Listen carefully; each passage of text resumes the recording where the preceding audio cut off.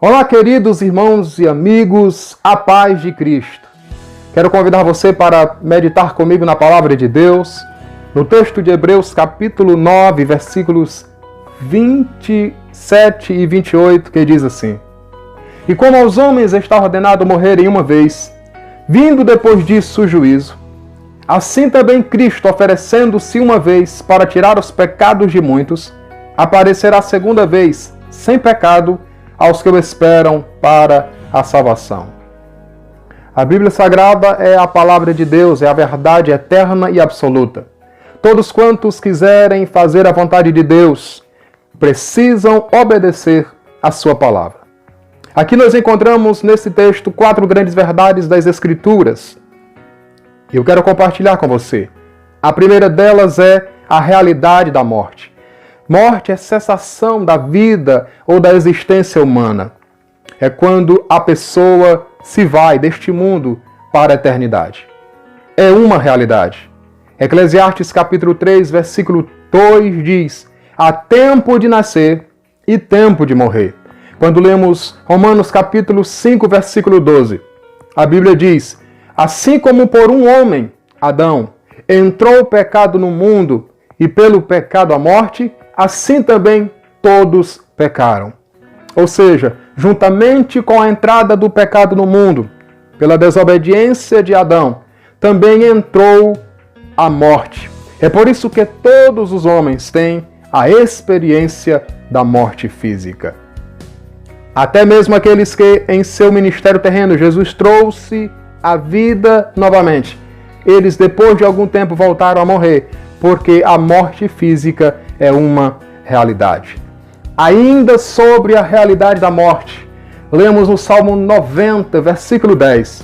A duração da vida do homem é de 70 anos ou de 80 anos. E o que passar disso é canseira e enfado, pois passam rapidamente e nós voamos. A segunda grande verdade que encontramos aqui e que quero compartilhar com você diz respeito ao juízo divino, a proximidade do juízo divino. O texto diz: e como aos homens está ordenado morrerem uma vez, vindo depois disso o juízo. Haverá um dia em que Deus reunirá diante de si toda a humanidade, e todos os seres humanos prestarão contas a Deus daquilo que fizeram, seja bom, seja ruim. A Bíblia fala muito disso. Quando lemos João capítulo 5, versículo 22, em diante Jesus está dizendo: Deus, o Pai, a ninguém julga, mas deu ao Filho todo o juízo. Nos versículos 28 e 29, Jesus diz: não se admirem disto, porque chegará o dia, chegará o momento, em que aqueles que estão nos sepulcros ouvirão a sua voz.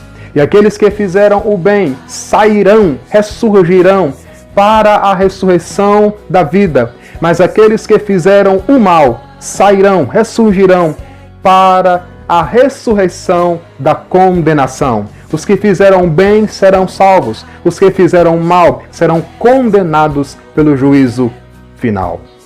Quando lemos um texto que fala sobre isso lá em Apocalipse capítulo 20, a partir do versículo 11, o texto mostra que todos darão conta de tudo aquilo que fizeram diante de Deus. E o versículo 15 diz: se alguém não foi achado escrito no livro da vida, este será lançado no lago que arde com fogo e enxofre, o que é a segunda morte, e que também é a condenação eterna. Quando lemos Atos capítulo 17, versículos 30 e 31, o texto está nos dizendo: Deus não leva em conta os tempos da ignorância, mas anuncia agora a todos os homens em todos os lugares que se arrependam, porquanto tem determinado um dia, tem escolhido um dia, tem estabelecido um dia em que com justiça há de julgar o mundo, por meio do varão que destinou, que escolheu, e disso deu certeza a todos, ressuscitando-o dos mortos. Deus, através de Jesus, irá julgar todo o mundo.